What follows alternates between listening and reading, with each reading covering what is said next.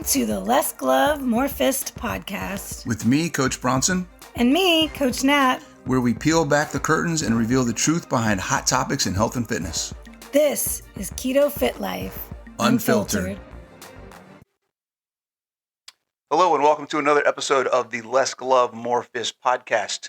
This is Coach Bronson. And Coach Nat. And today we are going to talk about training principles and the concepts and ideas behind how to get the most out of your fitness routine. Ooh, I love the way you summed that I just came up with that. Beautiful. This just popped in my head. And once again, we have an IG audience with us today as we are streaming live to our Instagrams. Yes. So there may be some interactive questions, and we will not only share what we normally do on this podcast, but answer some questions live. Yeah, so absolutely, for sure. have We some already fun. have one question that we'll be getting to at some point. So Natalie, you have to stay for the whole thing. So when we get to your question, you get your question answered. All right. He was just talking to the Natalie. The Natalie that asked the question. This Natalie sitting next to me is Will going to be help here the answer whole the way. question. So hopefully she stays here the whole time and doesn't walk out of the room. All right, so training principles. You have some stuff that you've written down. You have a video out there. I've got some stuff that I've been actually working on because I'm in the process of taking my methodology and principles and kind of putting that into a different format for some other projects I'm working on. So this is kind of a timely thing bringing this stuff together. Why did you come up with training principles? Why is it important to have these? Okay, so for me in particular, at the time I was delivering my 6-week shred body transformation program to a live group. And I needed something to explain, okay, as you get into your training plan, you don't just look at the page and do what it says on the page. There's some things you need to understand before you pick up the weight. And so that's really where it came from, was I need to provide some foundational knowledge of how to lift weights. What do you do when you get a training program? Right. And how to approach it to get the best results. Okay, so you're talking about more like when you actually are in the gym, these are some of the things that should guide how you function in executing your workout. Exactly. So if you go and you're like, I want to start working out, I'm going to go find a booty program from an Instagram model, and I'm going to start doing that program. And I'm going to get a bubble butt. You may or may not grow a butt with that program. And a lot of that depends on you. Right. And also because there were a lot of things that I heard from people when I would give them a plan. Like, this doesn't feel like it's enough. What were some of the others? There was the things that came up, I realized, had nothing to do with the program that was written and had everything to do with the way they were executing the program. Or not doing it appropriately. So a lot of the time you're looking for a magic bullet, you're looking for a fancy program to follow that's going to magically get you your results. But any program can either work for you or not work for you based on what you choose to do with it.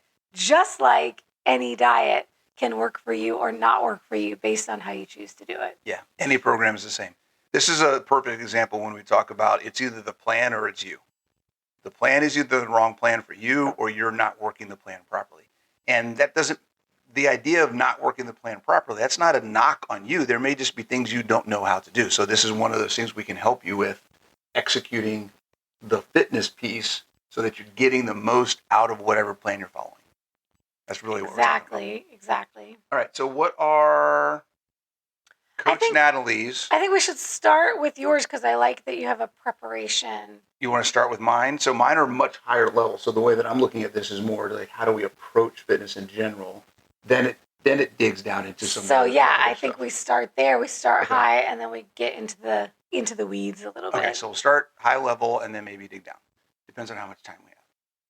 You let us know when we're gone too long. Okay. All right.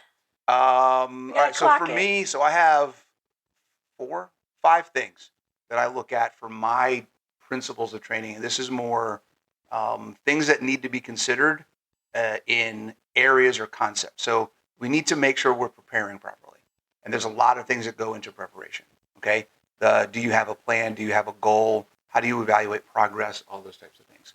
Then there is technique. We need to understand that technique always comes first. Before anything else, when you're actually in the gym doing the work, your technique, I don't care if you have to drop the weights. If you're used to doing it on your own and you use 25 pounds, if you have to do it properly and you can only do it properly with 5 pounds, you're getting more work done and you're doing things better for yourself at the 5 pounds than the 25 pounds. Okay? Movement always wins. Okay? Consistency wins over time. You can have one great workout, but if you only have one great workout every 3 months, you're not going to see any progress, right? Intensity is another piece. Understand now, intensity can get complex. Intensity is one of mine as well. Yeah, intensity is something that we could probably do a whole episode just on intensity, because there's different types of intensity. There's different ways to gauge intensity, and then understanding how to manage what intensity you're applying based on what your goals are. So that's a huge one to understand. And then recovery is the last thing. We have to make sure that we are getting the recovery during the workouts. And I saw you have rest intervals, right? During the workouts that you're doing, as well as between the workouts that you're doing, right? Recovery is a huge piece. So there's a lot of different layers of these, but I think preparation, make sure you're prepared, make sure you're executing as well as you possibly can in the technique, be consistent, manage your intensity, apply it when you need it, don't apply it when you don't need it. There's a lot of people that are over applying intensity right now, okay? And then make sure you're getting recovery. Those are the five basics for me. Okay, are we going to get into each? You want to get in each one? Well, I mean, we've got, an hour for the podcast? We got plenty of time, right? Okay. So let's talk about preparation. What do you have that you would classify under preparation? Anything in yours? Well, like we said, mine is dealing with once you have the plan. Okay. So here's a couple things. Progressive overload and tempo would go into preparation, because that would go into the plan. So I'm looking at what is the program that you're doing. In the program that you're doing, you may have some tempo work. So understanding what that is and how to do that can be part of the plan. Well, when you talked about preparation, what are you talking about? Let's start from there. Yeah, I'm talking about having an actual workout program that you're following. Don't make it up. Don't make it up as you go. Okay? Yeah. Don't be like Coach Bronson, who does that often.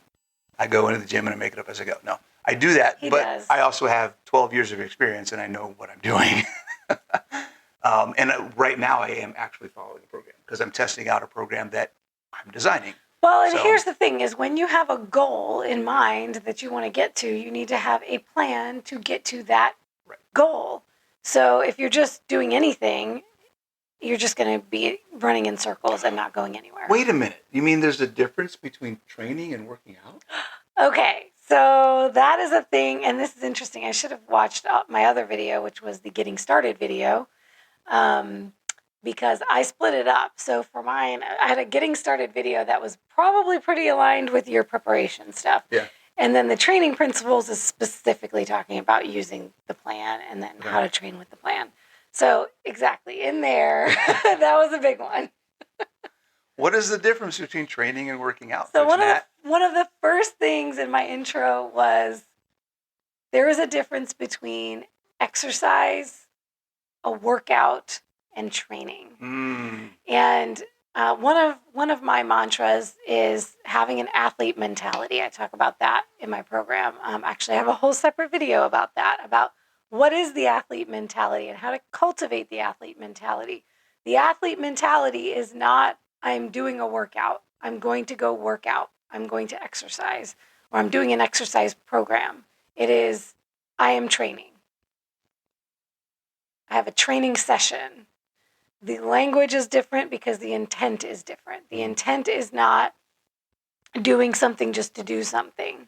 The intent is engaging in activity that will lead me toward my goal. Right. So for athletes, when you think about it, they have a sport. They are training for their sport. A CrossFit athlete is not out there running long distance 5 days a week, miles for marathon times. That's not their sport, right? A bodybuilder is not in the CrossFit gym That's not their sport. So athletes train for their particular sport, for the skills, the abilities, for the performance, for the aesthetics that they need for their sport. And translate that into what you guys are doing for your, assuming you're here and listening as an everyday person who maybe isn't a professional athlete, because most of us aren't that. If for you're, you, it's not going to be a sport, but what is your life. sport? Your What would your sport life. be? But your sport is life, but what aspect of life are you trying to improve? So when you're wanting a workout program, this is part of your why, is like, why am I trying to do this? What is the outcome that I'm seeking to attain from this? Yep. And then what do I need to do to get this outcome? Right. So what we're talking about is we're talking about your plan should have a target that matches the lifestyle you're trying to live.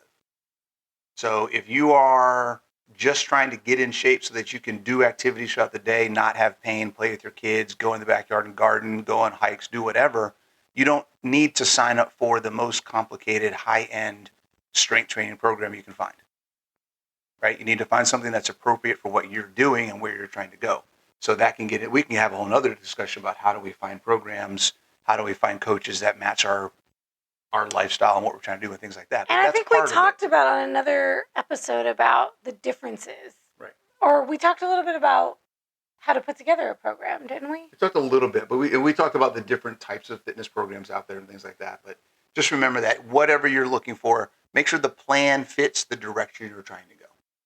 And that you have a plan. When you go to the gym, know what you're going to go. The difference between training and, guys, you are training. You are training your body. You are trying to deliberately, here's another way to rephrase it. Exercise is just doing something. Working out is doing something to say you did something. Okay? Training is working out to accomplish a goal. For purpose. It's a purpose. It's intentional. Yeah. Okay?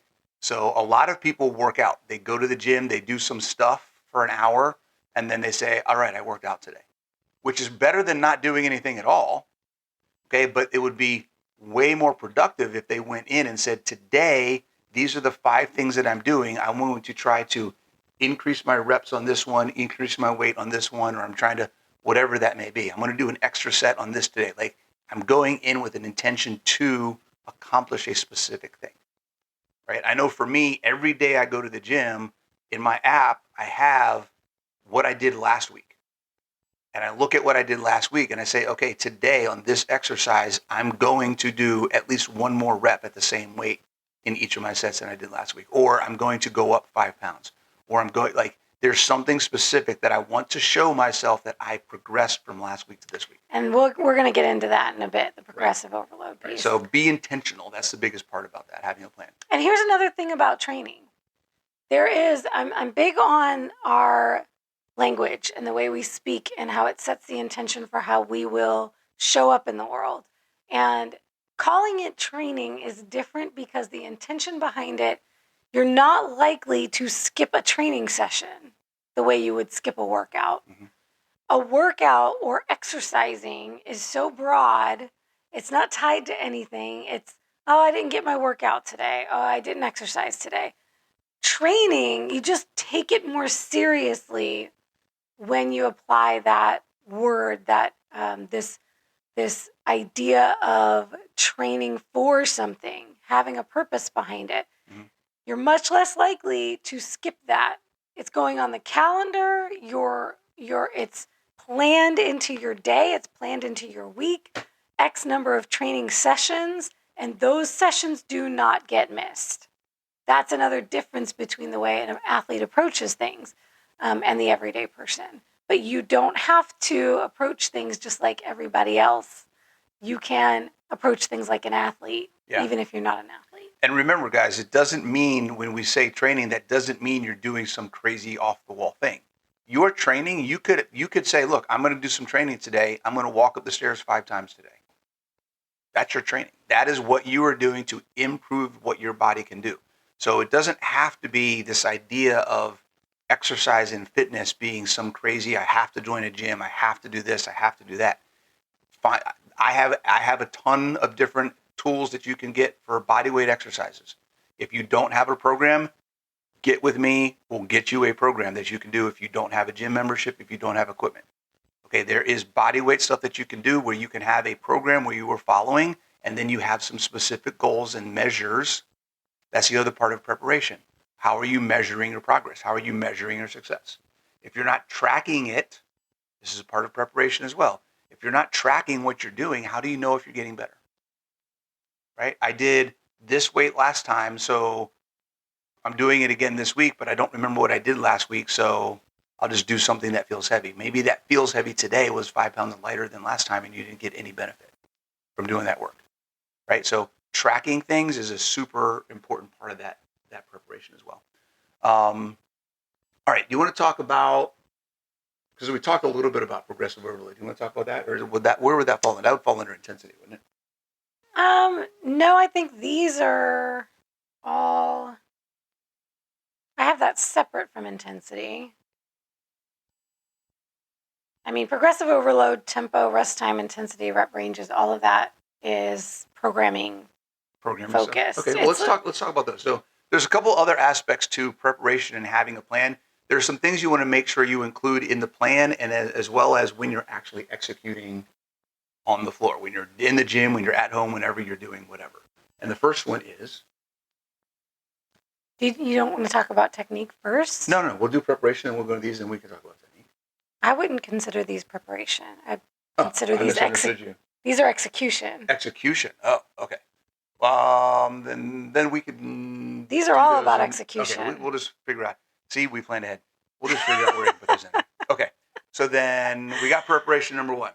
Number two, we got technique. When we talk about technique, we're talking literally just about moving properly, okay?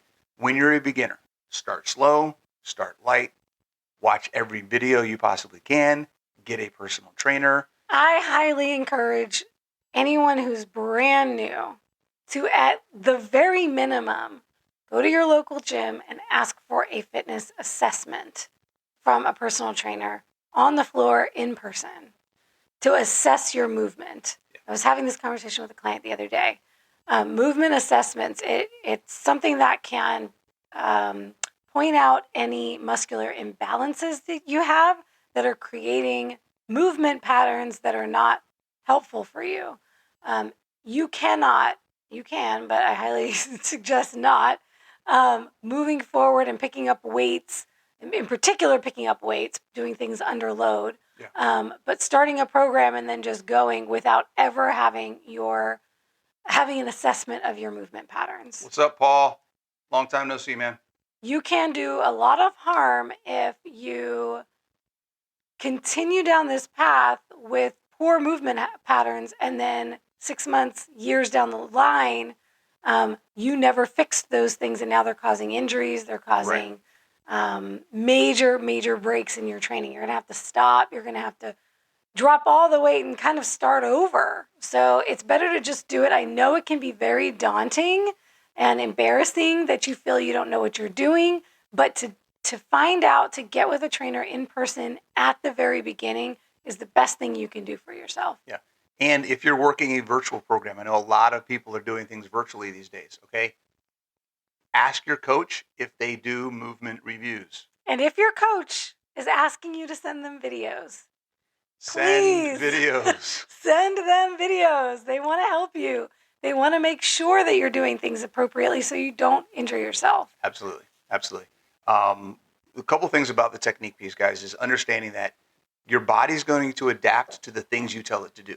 So if you are continually and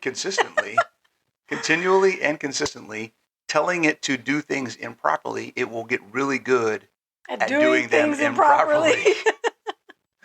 Okay? That's where we get chronic aches and pains. That's where we get pinched nerves in our shoulder, rotator cuff issues, pinched nerves in our neck, low back pain, that kind of stuff. It's because we're moving improperly consistently over and over and over again. All right? So that's something to keep in mind. The other things about technique, the more properly you execute movement, the more stimulus you get to the muscles and the movement that you're trying to improve. The more you can do Okay. with less. Exactly. The better you perform it, technically, the better you execute the movement, the better you develop that movement under stress.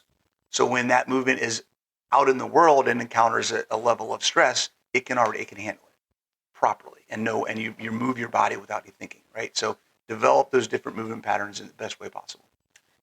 And along with that, I would say I would put range of motion in with technique. Absolutely. So the other piece, so it's form, doing it correctly with proper form, and then full range of motion through the movement. So you're not just slinging weights around, basically. You've all seen those people in the gym. Yes. They're just dirty reps. A lot of the gym bros, you see them just dirty reps, right? throwing things around. What do they call those reps that are the extra ones they just throw in there for the heck of it to get the extra volume, extra intensity? Extra pump. Yeah. So range of motion is great. That's what we talk about when we talk about mobility. Mobility is the combination of range of motion and strength. So getting that arm out there all the way, but in front of her face, but being able to hold or resist weight while it's extended, right? My shoulder is not just mobile. Not only can I get in all the ranges of motion, but while it's out at this extended range of motion, I can do things with it and not worry about injury. Oh, I have a very good That's a big piece. specific example for y'all. If you cannot do a full squat, you do not need to be squatting with weight. Boom. That's a very common one. 100%. I hear all the excuses about, oh, my Achilles or oh, this or that or my ankle flexion, I just don't have it. Well, then you don't need to be picking up weight. Absolutely. You need to continue to work on your range of motion, your mobility, so that you can improve and get to a full squat before you put any load on your back. And if you are one of those people that says, well, I just perform better if I have weight, I can get to the depth I need to if I have weight on my back. No. What you're doing now is you are forcing a compensation. You are not fixing a problem. I'm so glad you said that. Okay? If you have to force your body into position, then your body is not in a natural, proper position. If you can't do it without the weight, you have no business holding the weight. 110%. And I know, oh my gosh, so many people want to skip that step. They don't want to do the body weight stuff. And they think that, oh, body weight isn't going to get me there, or there's an ego thing with it. Drop the ego. If you are entering a program, whether it's something somebody wrote for you or something you found or purchased online, you're entering a program, drop the ego at the door. Yep, absolutely. Enter it as a white belt. White belt mentality. Beginner mentality, yep. We have a new question from my side of things. Yeah, Christina, the nutritionist, how long do you bulk before you do a cut? You want to answer these two questions real quick first and just interrupt the flow? Sure, we can dive into that. Okay, so we got two questions for people so far. Before we get too far into this, we'll answer the questions. The first one from Natalie Meat Kaizen was, is it easier to build muscle in a surplus or maintenance versus a calorie deficit? And isn't this interesting? Both questions, because the other question is, how long do you bulk before you do a cut? Everybody's asking about body count, nutrition. Right. Because the cut and the bulk and the surplus maintenance deficit are all related to We're nutrition. talking fitness today, people. We're talking fitness. But isn't that interesting? It always goes back to nutrition. Everybody wants to do that. Well, because, yeah. So we'll answer these really quick. It's going to be super easy. Okay? So they're very similar. Very similar. One is a time frame thing. Because when you're talking about first of all, let's talk about what a bulk and a cut is. When people say bulk and when people say cut, sure, they basically mean what Natalie's asking. Right. Typically, bulk signifies you're eating in a caloric surplus. Typically, cut signifies you're eating in a caloric deficit. But we don't do that here. We're less glove, more fist, right? We are. Calories are bullshit. Out the box. We think out the box. Here's the thing. Yes, macros come with calories. So if you're managing your macros, there's calories associated with that. We don't focus anything we do on the calories. We focus it on the macros. But also, we have an interesting take on the bulk and cut concept, the surplus and deficit concept. They don't have to be separate. You can live your life at maintenance, always, and build muscle and or lose body fat. Okay, so Christina, you asked this question. Natalie, this is basically the same thing, this similar question, okay? What we're saying is there is no differentiation in the phases. There doesn't have to be a differentiation in the phases, bulking and cutting. You can do them both at the same time, and it's just a matter of managing your fuel intake. So as an example, we went Lion Diet. We're about 2 weeks into Lion Diet, okay? We're not eating less. I would say we're probably eating more. I'm eating We are. 2 pounds plus of meat a day right now. I know for sure I'm eating more because I was tracking macros. Yeah. I was already on a reverse diet. So I'm entering a building phase, and we've been increasing my calories, if you will. We've been increasing my fat macro.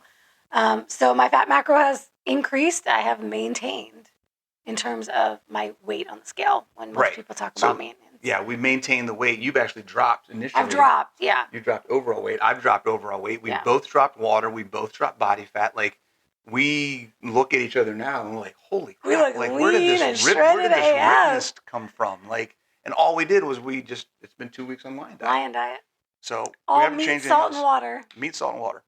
So we have another question to piggyback on those. Yeah, well, I just want to make sure we're good on that, right? So bulking and cutting, you can do it at the same time. You can, however, here's the nuance. Why you always hear you need to be in a surplus to build muscle, or you need to be in a deficit to lose body fat. Forever and still in the fitness industry, you're going to hear you can't do both at the same time. You have to pick one. It's not optimal. You have to prioritize. And yes, here's the thing. When they say it's not optimal, the fact is, or what they're really talking about is what everybody wants. Fast results, right?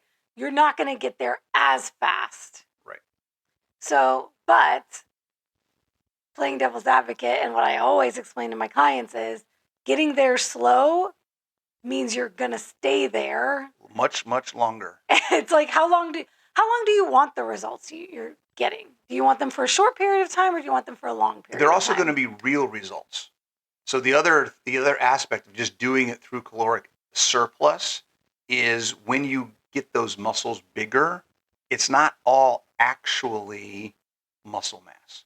There's fat in the muscle. There's water in the muscle. There's a bunch of other things that go into the size. So you may get bigger muscles and look really jacked, but it's not just lean mass that you've gained. There's a lot of other stuff that goes into that look. The minute you go into a cutting phase, you shrink like a mofo because all that stuff goes. And then you think, oh my God, I'm losing muscle. And then you're like, oh my God, I'm losing all this stuff. Well, guess what? It wasn't real in the first place. It's a fake. It's like a fake way of getting bigger. We both, according to InBody, lost muscle mass in days by going Lion Diet. 3 pounds of muscle in 9 days. Yeah, that's not accurate, that's y'all. Not how it works. Okay, this is kind of a part of the preparation piece too, but this is not related to training. This is more related to the results you're looking for and realistic expectations. Which are part of which he did, evaluating progress and your goals and whatnot. But stop believing everything you see online about what people are posting about their results when they're showing, oh, I gained 8 pounds of muscle in 2 months. Yeah, not a thing. That didn't happen. Not a thing. Muscle doesn't grow that fast. So, and that relates to Kristen's next question, which is she's new to training and she's working on adding muscle. And she asked, how long does this take? Well, it's like asking how long is a piece of string? How much muscle do you want to gain? Right? Gaining muscle. The good news for all the newbies out there is that gaining muscle, when you're brand new to lifting, it is going to happen at the fastest rate it will ever happen for the rest of your life. So get excited about your first year, consistent year of training. You will get more gains in your first year of training than you will ever get for the rest of your life as you remain consistent. Now, that's great. You pulled up the numbers. Beautiful. So what she's talking about this. So I have a chart that I've looked at. We've talked about this before, but just to give you guys an idea of what we're talking about. As a beginner, okay, for men, we're looking at per month, right? Okay, per month. So we're looking at here's a couple of things. If you are doing everything you absolutely can to optimize muscle growth, You're lifting heavy as crap. You're getting good sleep. You're getting all the food that you need. You're doing all of the things we're getting ready to talk You're about. getting all the things right. You're applying the proper principles that Coach Nat's going to talk about when you're actually doing the work. You're getting good technique. You're doing all the things to activate all the muscle fibers. You're doing everything you possibly can to grow muscle. Men, a good rate of muscle growth would be 1.5 pounds a month of muscle. That'd be good. 1.5 to 2.5. That's what as the a range says. beginner, As a beginner, newbie. I've never seen anybody gain 2.5 pounds consistent. Maybe the first month of really working hard. But here's the thing. Most people, this is the nuance of it. Most people who are beginners also aren't training their body hard enough to grow muscle. That's true. Because their brain is still catching up. But they're talking about, too, this is within the first year of, I believe it's the beginner, they specified it somewhere else. Oh, no. But I believe that's within the first year of training. Okay. That's how they're categorizing that. For women, It is half a pound up to 1 pound max if you're doing absolutely everything right. So I always like to say a rule of thumb for my ladies is a pound of muscle is going to take at least a month to gain, whereas losing a pound of body fat, likely about a week. I always say about 1% of your body weight in fat loss per week is a good, healthy rate of loss.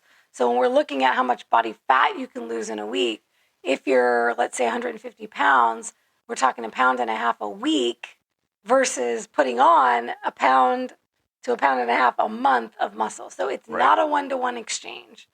They're not going to be, and this is why people, when they talk about, not being able to recomp your body, that it doesn't happen at the same time. It doesn't happen at the same rate, and that's accurate. You can maximize your muscle gain by being in a surplus, or at least at maintenance, or a slight surplus, but it doesn't have to be the way they talk about these bulks and these cuts. Typically, when they're talking about a bulk, you're going to put on a good amount of body fat along with that muscle. Because that surplus that they're telling you need, you don't need that much of a surplus. Right. And the deficits they talk about being, and we always hear 500 calorie deficit. Like, if you're doing deficits like that, it's too deep of a deficit. You'll lose the body fat quickly, and then you'll gain it all right back. Yeah. And you'll be miserable in the process. And we need to, and the biggest change that you can take away from this conversation is, let's stop thinking about it as a deficit or a surplus. It's, if I want to grow muscle, I need more protein so that I can grow more muscle. If I want to lose fat, I need less fat so I can lose fat. That's a really simple way of understanding it. That's all it is. And it will put you into a bit of a surplus and a bit of a deficit, but you don't need to be going to extremes. Yeah. And that gets back to the question about the bulk and cut, like how long, I think was she asking? She was saying, how long should you bulk? It's totally dependent on your goals. So if For the rest of your life. Yeah, it's always going to be dependent on your goals. So a bulk and a cut is not going to be like, oh, everybody should do a 12-week and then a 12-week. It completely depends on you, where you're at, what you're willing to endure, what you can handle without losing steam and not being consistent any longer. So that's a very individual thing. And it totally depends on where you're at now and what your body composition goals are. And that brings us back to Bronson's original point about the plan, about creating a plan and having your goals. Go back to those notes. Plans and goals? Yeah. Hold on, other notes.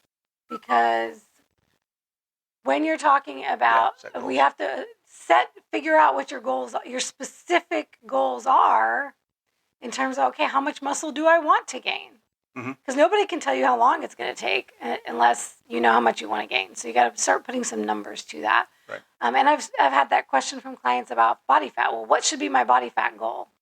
Well, when do you want to get there? Because anything could be your body fat goal, but time is going to make it realistic or unrealistic. Yeah. Alice asked a question: if you are keto, don't you need a certain amount of fat for energy? Yes, you do. And it doesn't matter if you're keto. All people need a certain amount of fat for energy. What she said. Yeah, so if you're keto, right, that doesn't mean you have to eat fat. Just because you need fat for energy doesn't mean you have to eat fat. There's a guy, you guys should look him up. in, I want to say, the 60s, the 70s. What was the guy's name? He did a 382-day fast. Interesting. He was 400 pounds or something like that.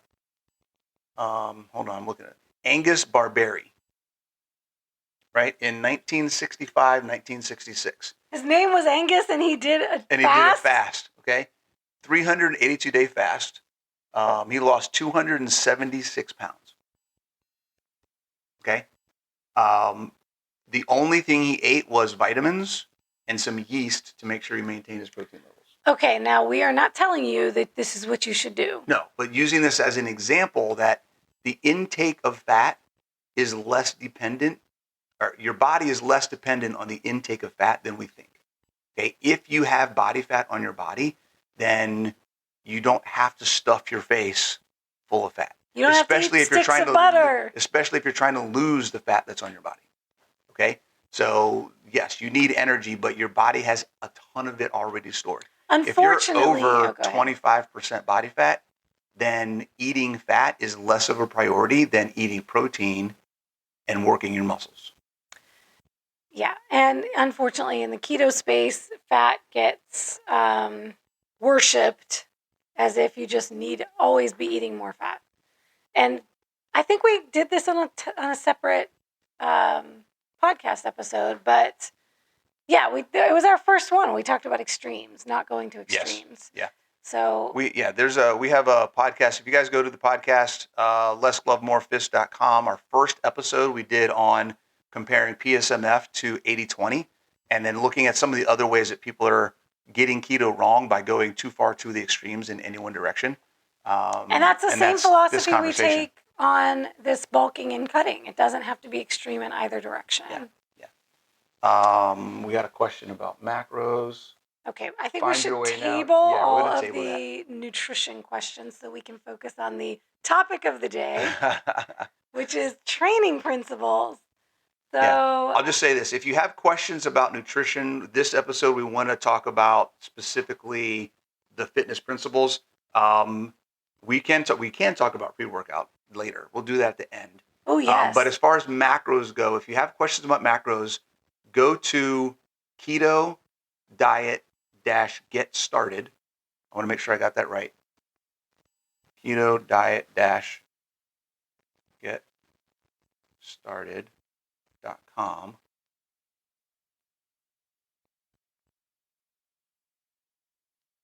Yep. If you go to Keto Diet Get Started.com, there is a how to get started on keto, and there's a whole section on there on how to set your macros. So we don't need to get into that on here. It is a excerpt from my book. It's one of the chapters in my book that's on the getting started. So it'll give you insight into what's in the book too. Maybe you go buy the book. Cool. All right. Okay, we have another question for me. Training question. On training, how many days per week do you lift when you are prepping for a competition? Okay. This is another, for me, I can tell you for me specifically what I've been doing. But this is not like across the board. Everybody needs to be doing this. Once again, everything is very individual and context dependent. And what I always tell people is whenever I share, and Bronson does this a lot, he shares like optimal numbers for things, whether it's nutrition, fitness, body composition, whatever, are optimal. When we're sharing what is optimal, what is maximal, what is the best thing you can be doing, I always tell people don't jump right there. Right. Like if you haven't been consuming any electrolytes and I give you electrolyte numbers to follow, which I did on my last masterclass, I did like a 20-minute disclaimer before I told the numbers. And it was, if you don't know what you're currently consuming, figure that out first and then slowly work your way toward these optimal numbers. So I will tell you this as well. Over the years, I have done, when I first started doing competitions, I started with 3 days a week of lifting. I went to 4 days a week. I went to 5 days a week. I went to 6 days a week. The last 2 or 3 years of my training, for a couple of years there, I was doing 6 days a week. This year, I've primarily been in the 5 days a week range. So it has changed. And there is no this is the perfect number. For each individual, you have to be able to assess your biofeedback which I talk about all the time and ties in also with Bronson's principle of training, which is recovery. At different times in your own journey, you may need more recovery than other times. Currently, I'm taking every other day off of training. So I'm training every other day. And it's not always a how many days in a 7-day week. I have a training program that's technically 5 days a week or 6 because he has me do abs and calves on a separate day. So let's say it's 6 days a week. That doesn't mean it has to be 6 days in a row and then a rest day. I take a rest day when I need a rest day, whether that's the 2nd day, the 3rd day, the 4th day, or the 5th day after training, multiple days. So it certainly will change based on where you're at. And if you work with a good trainer or somebody who knows how to program, pointing at myself right now, you and him, he's really good at programming too, both of us. They will assess your situation in its entirety and look at it as a 360-degree. So what does your life look like? What are your stressors? What does your daily or weekly schedule look like? How many hours a day are you working? Are you sleeping? All of these things to determine what's going to be best for their client, and not just everybody should follow this many days a week, no matter what. Everybody's got seasons. Everybody's got things. Like you said, Addie, consistency is key. So if you have to miss a day, you have to miss a day. Show up the next day. Yep. Do something. If you feel like crap, show up and stretch. Do something. The most important part about the consistency aspect of these principles of training is show up and do something. Okay? Even if you literally, guys, I've had people who it's like, I don't know if I can do this. I'm not comfortable in the gym. I'm not comfortable working out in public, whatever. Go sit in the freaking parking lot of the gym just to get used to taking that time and making the drive. Right? Yep. Eventually, you're going to get out and do something. But just build that habit, build the routine. That's going to help with the consistency. And you'll start doing more and more and more as long as you keep that up. Absolutely. Yeah. And that plays in as well with, that's the consistency and recovery. Yeah. The recovery piece is, and you can talk with yours about in the workout. Yeah. The recovery piece on mine goes into when you're applying the intensity, you're doing the work, making sure that you're not overdoing it. You should be able to, it's a weird, how would you describe feeling like you kicked your ass in the gym, but then also feeling freaking amazing? Right? Yeah. It's like, I just kicked my ass, but now I'm energized. Yeah. So you feel like beat because you just worked really hard. But then within 15, 20 minutes, you get in your car, you get home, and you're like, woo, I'm ready to go, So that's how it should kind of feel like. You should feel when you're leaving the gym, you should feel like, man, I put it all out today. And if that's not how you feel, think about why you're at the gym. You're probably just working out and you're not training. Yeah. Right? So at the same time, and this kind of goes into the intensity piece, if you don't chase soreness. Do not think, oh, now I can't walk for a week. That was a great workout. Yeah, now you're not going to be able to work out for another week. Right. So that is not what you want to chase. Absolutely. You don't want to chase that feeling of soreness. And if you're pushing so hard in the gym that you're already sore by the time you're walking out of the gym, that might have been a little too much. Yeah. Usually I get DOMS, delayed onset muscle soreness. So it'll typically be the day after or 2 days after where I'm experiencing that. Yeah, it should take some time. Some soreness is okay. It shouldn't be trying to be sore. And then if you're sore to the point where it's hard for you to work out the next time you go to the gym, then that's too sore. That's too much. Okay, that's what we call you've exceeded your maximum recovery volume. There's this concept called MRV, maximum recovery volume. How much work can you do in one session and recover from it in adequate time so that you can do that work or more in the next session? Right? The most insane bodybuilders of all time are where they are and have gotten to where they've gotten, not because of the outputs in the gym, but their ability to recover from it and do it again. Yeah. Yeah.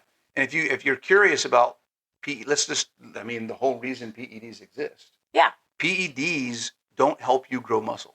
Performance enhancing drugs, steroids, they don't help you grow muscle. they help you recover from the work you did so that you can do more volume to grow more muscle. Yeah, so those people are able, that are on PEDs, are able to do more output without it taking them down for the count for a week. Right. They can go back in the very next day and push a lot of weight for more volume again and again and again. And that's why they're able to grow. So don't think that PEDs give you a pass. Or when you're looking, I see this all the time, when you look at people's physique, it's like, oh, yeah, of course, because they're on steroids. Like, yeah, they're putting in a lot more work than you are, and they're just able to recover better from it. And that's the thing that people don't understand. It's kind of crazy to think about that way. People on PEDs are actually doing 3 times as much work as you're doing because they have the PEDs. It's not take the PEDs and then do the same amount of work and you're going to blow up. Right. It's take the PEDs so that you can triple the amount of work you're doing. They're in the gym 7 days a week for 2 to 3 hours a day because their body can now handle it because of the substances. There's a good segue into the pre-workout question. Don't need it. This is the concept of the pre-workout or any kind of supplement you're looking at taking to help enhance your performance. It's the same concept of a performance-enhancing drug.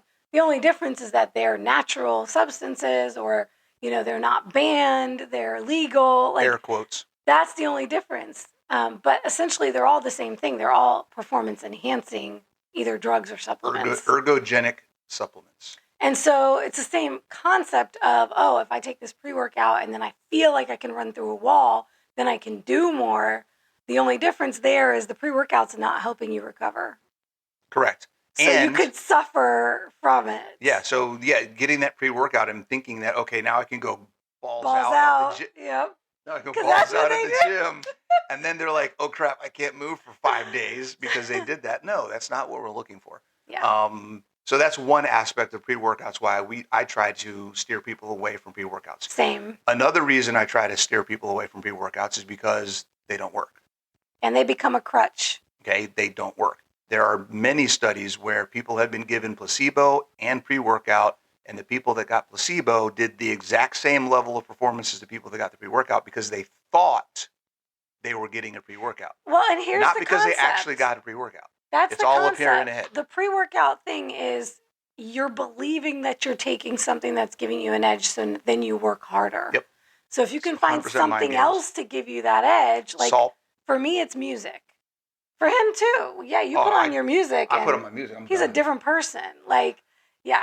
It's for us, we take element to the head. Dr. Jekyll and Mr. Hyde. We'll take some element on the tongue for some electrolytes. Snort it up the nose. Electrolytes and music is the perfect pre-workout. If you put, and I just watched an Alex Hormozy video on this the other day. It's so powerful. It's crutches in your life.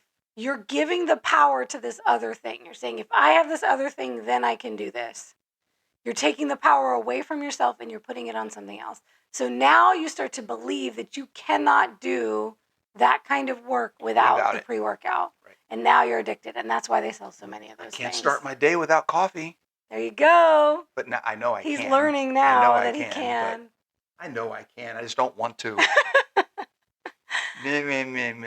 Okay. Hope that answered everybody's questions. We got a little sidetracked. We got way sidetracked. Don't have a lot of time left. So we talked about preparation. We talked about technique. We talked about a little bit about consistency in that conversation. Recovery. A little bit about intensity, making sure that we're not going too hard, but we need to go hard enough to get a change, right? So things need to be challenging. We talked in maybe last episode, or we've talked recently about my recommendation, the way that I explain it to people is when you're lifting, when you're doing an exercise, you should have a little question in the back of your mind of, can I do this? If you know for a fact you can pick that up and rip it, then it's not heavy enough. There has to be a question of, I have to do 8 reps of this exercise. I can probably get 6. I'm not sure I can get 8. Now you know you're challenging yourself because you're going to get 8, but you don't know you're going to get 8. And that's how you know you're crossing over that comfort zone. You're crossing into that growth area. Okay. So. I always like to say with intensity, particularly for weight training, it's the last few reps of that exercise are difficult to complete. Yeah. So it's not full technical failure, meaning you can't lift the weight one more time at all, but you're straining to get those last few out. You should be making an ugly face and Ugly probably face. getting an Ugly, audible yes. grunt. Ugly face lifting. There's a t-shirt. Ugly face lifting. Oh my God. I'm writing that down. If you didn't make this face, did you even lift, bro? Ugly face lifting. I'm going to open up a gym and I'm just going to call it the Ugly Face Gym. The Ugly Face Gym. I love this.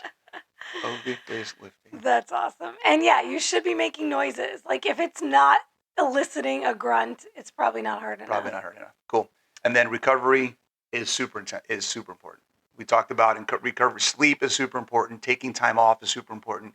Moving your body under stress. One of the big questions we get a lot is, what's the difference between resting and active rest? Right? Resting is doing nothing. Nothing at all. Sit on the couch, watch Netflix. Relax, chill. Eat some bacon, whatever. Just chill the hell out, okay? Active resting is doing something active. Here's the key, though. That doesn't generate a stimulus that makes an adaptation in your body.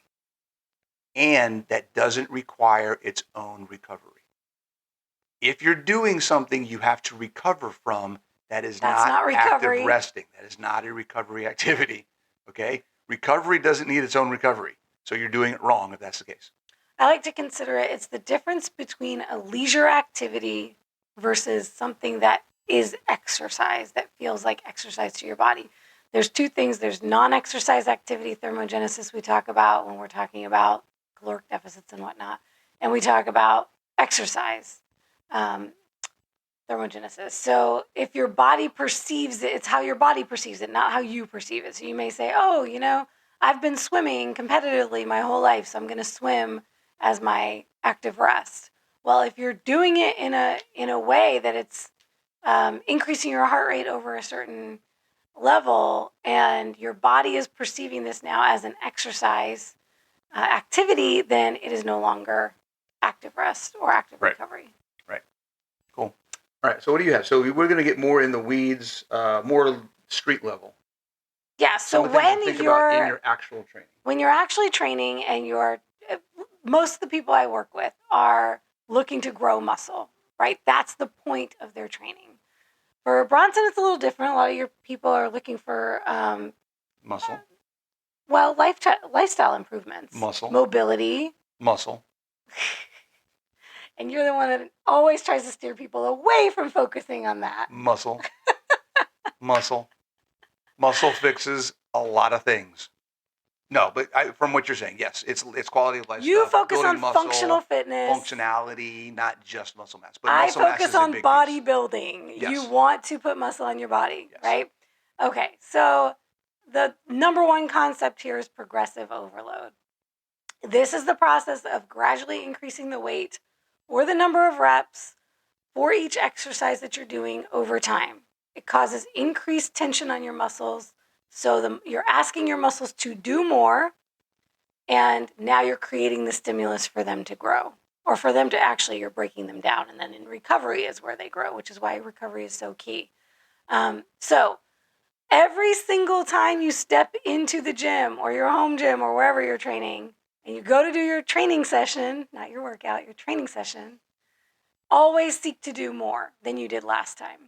Some weeks, some days, you're not going to be capable of that. Sometimes your energy is going to be too low. You didn't sleep the night before. There's all kinds of lifestyle things that can impact that. So you're not going to get there every single time, but your goal or your focus should always be to do a little bit more. One more rep, a little bit more weight, something that's even adding sets, adding volume over time, but increasing. Yeah. And there's a bunch of different ways you can do that. You can do it by the weight. You can do it by the speed with which you move. You got so the very next thing is tempo. Right. This is a huge way that you can improve. Even if you're doing body weight exercises, and let's say you don't have any kind of resistance, right? Although you could grab soup cans, you could grab resistance bands if you have them. But let's say you're just using your body weight. The best way that you can increase the tension, increase the resistance without adding an external resistance is slowing down the tempo. I love slow tempo movements. Slow on the eccentric, slow on the concentric. So that's for bicep curl. Curling up is the concentric. releasing is the eccentric. So on both sides of the movement, slowly controlling the weight the entire time. This is going to increase what we call time under tension, which is going to create more of a stimulus for your muscles. Basically, the longer you're holding the movement or the longer you're moving the weight or resisting the movement, the more muscle fibers your muscles have to engage in order to make that happen. So you get more activation out of it. So for my peeps at home training with dumbbells and you only have a set that goes up to a certain weight and now it's too light for you and you're completing your reps too easily and you've taken the other things we've said and you're like, well, okay, I can't lift any more weight, so now what do? Just slow it down, and those reps are going to become a lot more difficult, I promise you. And then static holds. You can do static holds as well. Intensity, we talked a little bit about. Mm-hmm. I always like to focus the intensity on the mind-muscle connection. I love to challenge people that I can get a better workout with you without any weight in my hand. So if you're telling me that your program is too easy or the program that I wrote for you is too easy, I'm going to tell you you're not working with enough intensity because you don't need a lot and you don't need anything fancy in your program to get incredible intensity. Yeah. You just have to focus on the muscle you're working. And actually, you just wrote a post about this the other day about you need to know what muscles you're working in the movement. And this goes into the preparation and the execution piece, is understanding. Do a little research and ask the questions. Ask your coach, Google it, whatever. What is this exercise supposed to be hitting? Where should I feel this? If you're doing a bicep curl and you Google, what does a bicep curl work? And it says your bicep muscle. And you go, well, when I do it, I feel it in my shoulder. I don't feel it in my muscle. What am I doing wrong? You need to fix that before you go heavier. You need to fix that. You drop the weight and figure out, how do I make this thing do the work? Right, so that's part of that. I like focus. Intensity in that perspective is all about focusing on what you're trying to do and making sure it's happening. I love using the technique of visualizing that muscle working. Right. Yep. And then finally, we talked about this more when we discussed programming and how to set your programming, but rep ranges. Mm-hmm. I typically will start, especially new clients, on a rep range of like 8 to 12 or 10 to 12, or I'll give them a range. And then as they get more advanced, I'll move them into what I love to do, which is pyramid training, where I'm specifically telling them how many reps I want them to do per set. But when I start out with a range, there's one thing that they need to understand. If you ever, and most programs that you find out there are going to have rep ranges listed, 10 to 12 or 8 to 12 or 6 to 10 or 6 to 8. When you see things listed in ranges, this is how I want you to think about it. Always start with the low end of the range with as heavy weight as you possibly can lift.